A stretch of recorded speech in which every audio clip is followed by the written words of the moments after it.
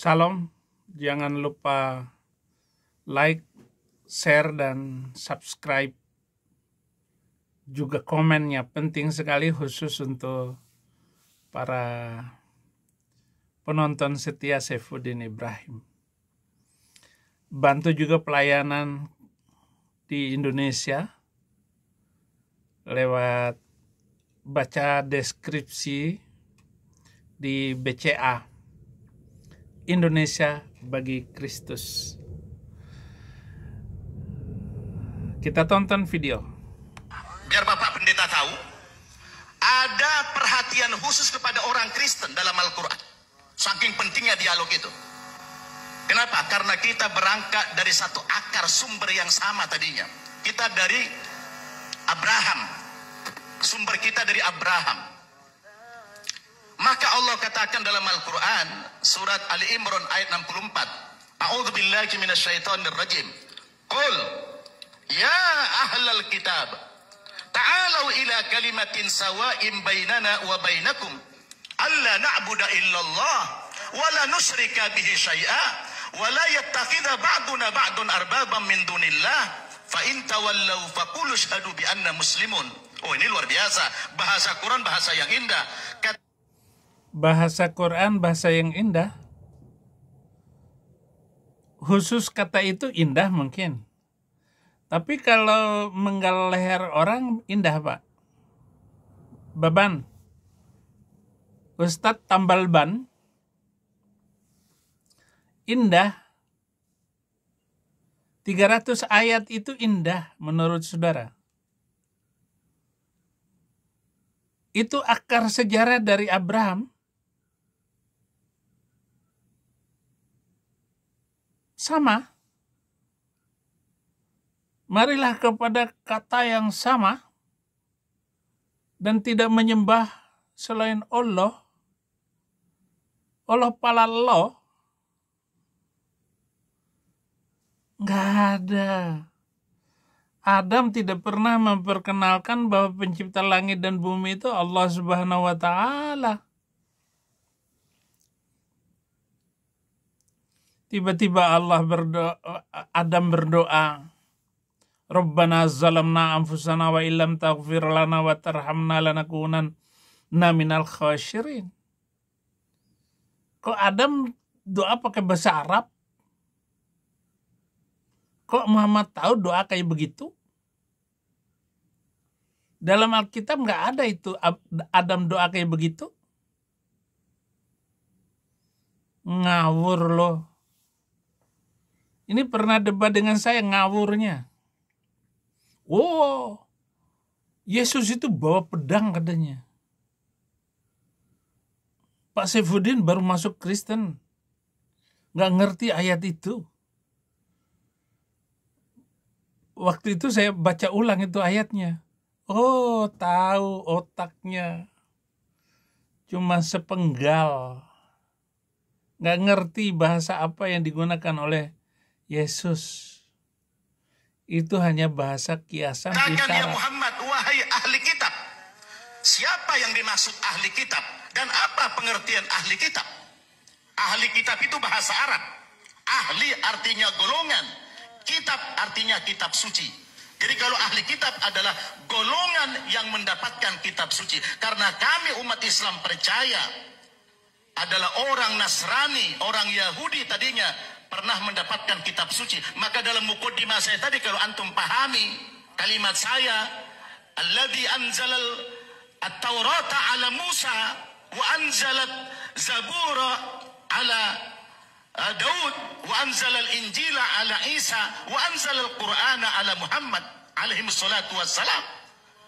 Bahwa kami percaya Allah itu pernah menurunkan kitab suci yang namanya Taurat kepada Nabi Musa.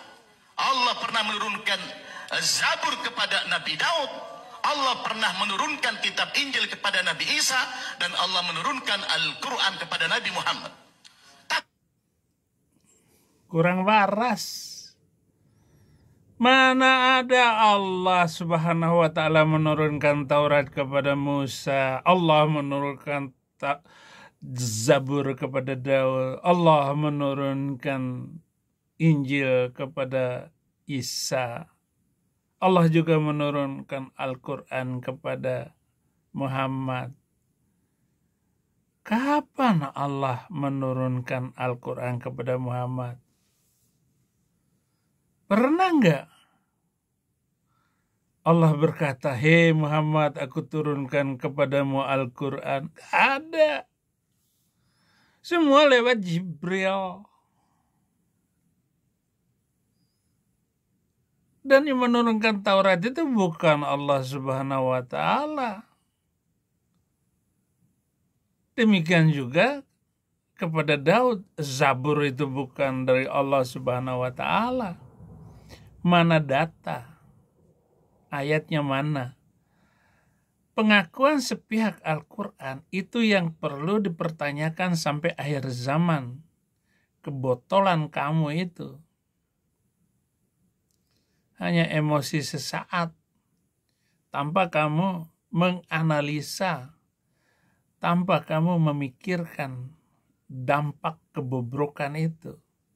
Katanya percaya kepada kitab-kitab terdahulu. Mana? Oh, itu ada dalam Al-Quran. Mana isi Quran itu? Isinya Taurat. Mana?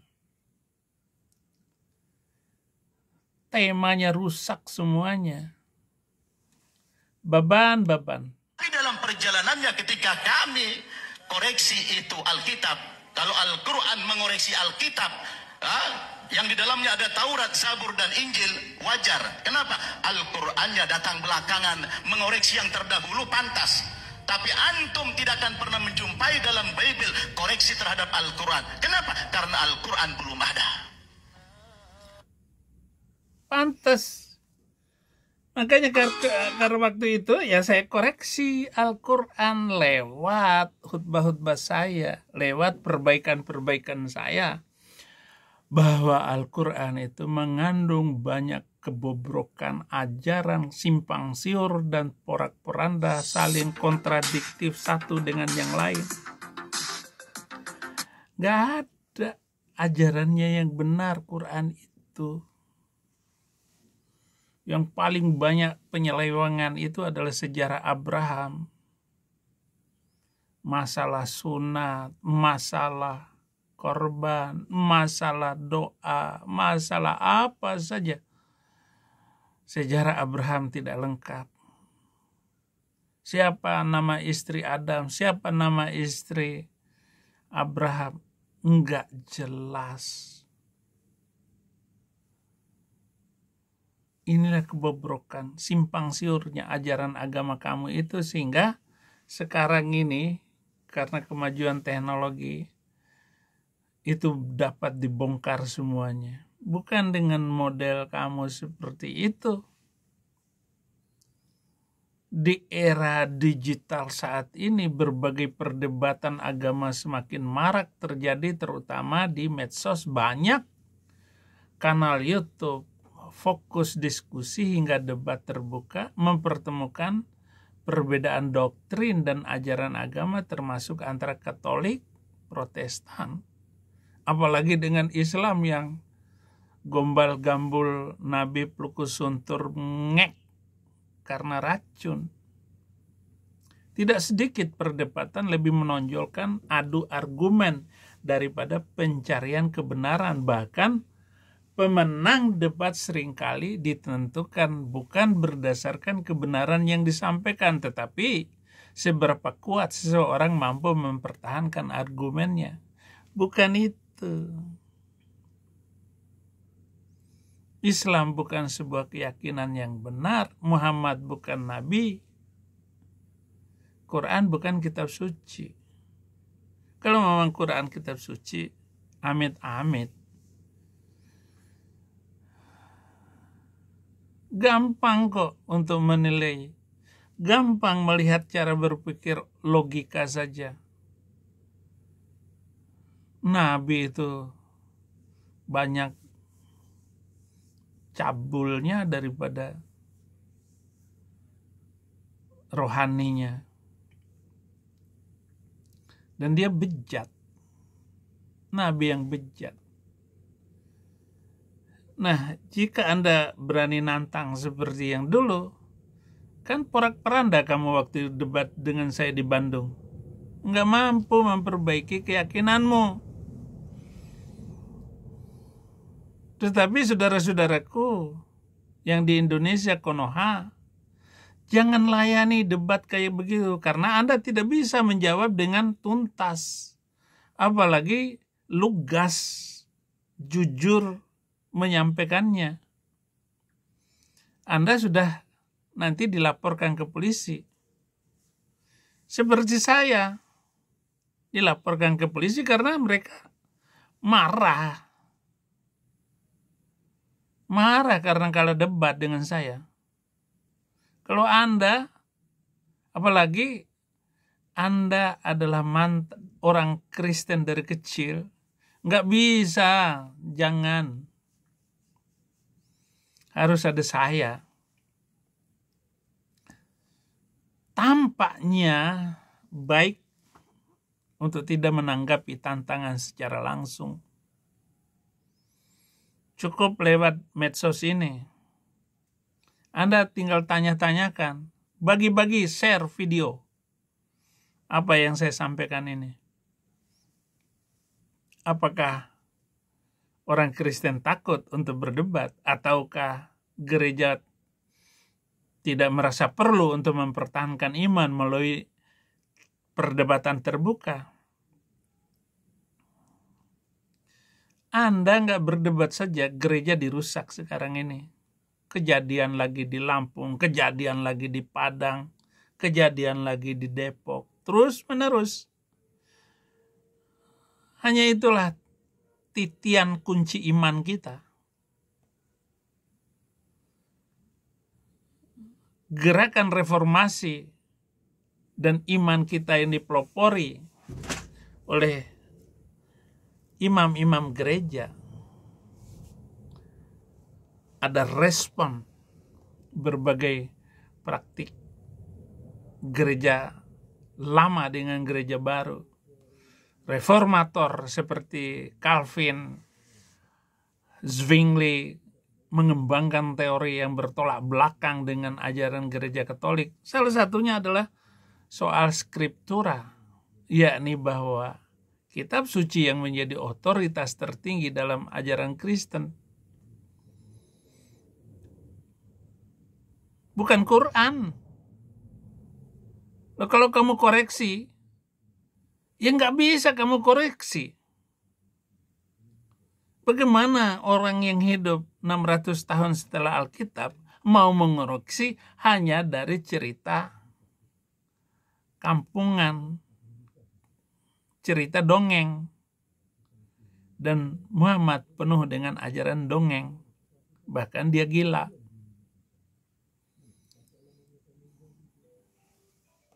Sejak muncul Islam cenderung mengandalkan debat sebagai metode penyebaran agama. Saling kuat adu otot dan pedang. Nantang pemikiran Kristen dengan pendekatan yang logis, persuasif, berbasis retorika yang kuat. Sayangnya dalam banyak kasus debat ini bukan bertujuan untuk mencari kebenaran, melainkan untuk menunjuk siapa yang lebih unggul dan dalam berargumen sampai lapor polisi. Ya, contoh saya ini. Saya terlalu jujur untuk berdebat. Gaya berdebat yang digunakan oleh kelompok Muslim mirip dengan nabinya dulu. Ketika dia berdebat dengan pendeta Abdul Masih dari Najran. Kalau kamu tidak percaya bahwa apa yang aku terima ini adalah dari Allah, mari kita sumpah-sumpahan. Terjadi sumpah pocong, mubahalah. Ya orang Kristen gak mau bersumpah.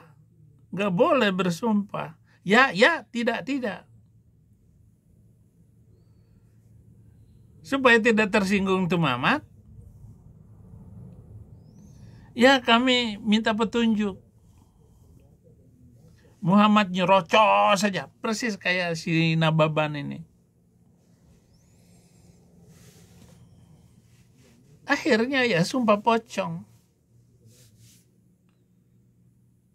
Akibatnya Muhammad hancur. Semua turunannya hancur. Nggak ada yang tersisa. Sampai cucu-cucunya Hasan dan Husain ngek di Karbala, Irak.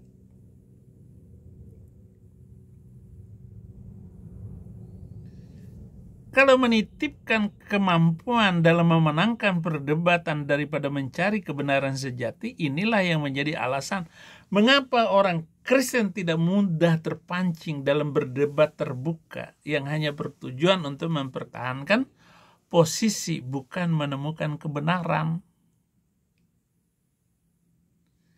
Hati-hati saudara-saudara ini. Si Muriwali senang sekali ingin debat. Udah menginjil aja. Nggak ada orang yang bertobat karena debat. Nggak ada. Nah, dalam sejarah kita akan melihat institusi yang berdiri sejak 2000 tahun.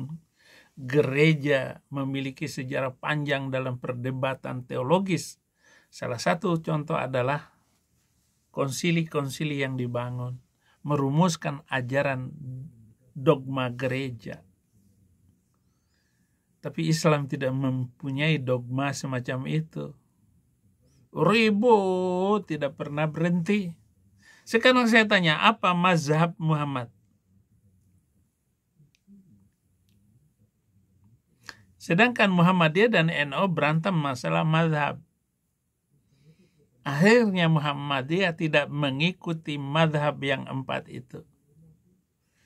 Muhammadiyah punya majelis tarjih, sedangkan NU mengatakan bahwa mazhab Syafi'i itu lebih benar katanya. Syafi'i berantem dengan Hambali, Hambali berantem dengan Hanafi. Berantem terus, tidak ada mazhab itu. Mau debat pakai mazhab apa kamu kalau gitu?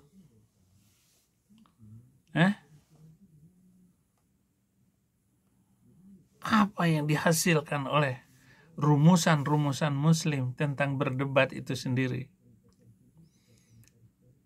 Sudah 100 tahun Islam porak-poranda. Tidak ada kepemimpinan di sana. Karena sudah tidak ada kekuatan. Lu mau kuat apa? Habis. Ayo perang nuklir aja. Israel punya 90 hulu ledak nuklir. Sekali dijatuhkan ke Teheran, ngek semua. 5 juta orang ngek seketika. 90 hulu ledak. Sementara Iran dihancur-hancurin sama Israel. Gimana Nababan? Baik saudara-saudara, jangan lupa subscribe kalau menarik dengan video saya ini untuk memberikan edukasi kepada saudara Muslim. Tuhan memberkati.